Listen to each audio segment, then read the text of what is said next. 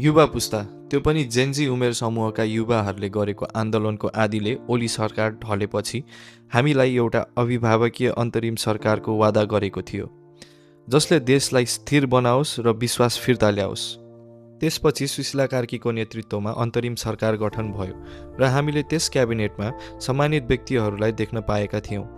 कुलमान घिसिङ, महावीर पुन, बब्लु यादव, जगदीश खरेल। तर अहिले उहाँहरू सबैले राजीनामा दिएर चुनावतिर होमिएका छन्।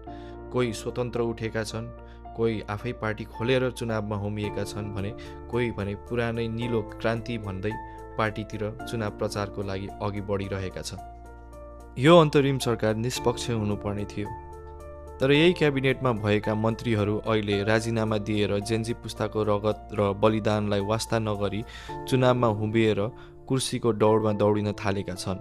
एकछिन सोच्नुहोस् त, जुन व्यक्तिहरूलाई हामीले देश सम्हाल्नलाई जिम्मा दिएका थियौँ र उनीहरूले आफै गराउन लागेको चुनावमा आफै राजीनामा दिएर त्यो चुनावमा भाग लिइरहेका छन्। चुनाव गराउने हो, अरू काम गर्ने हो, हामीलाई गएर चाहिँ भोट चुनाव लिएर जित्नु पनि छैन, केही पनि छैन, आरोप आउला कि नआउला कि भन्नु पनि छैन। म आफै मिडियाको मान्छे हो।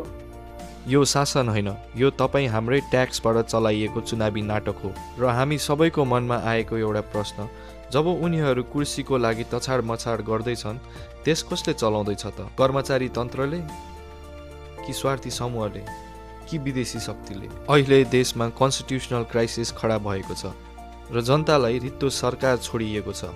सबै थोक रोक्नको लागि यो एउटा कारण नै काफी छ।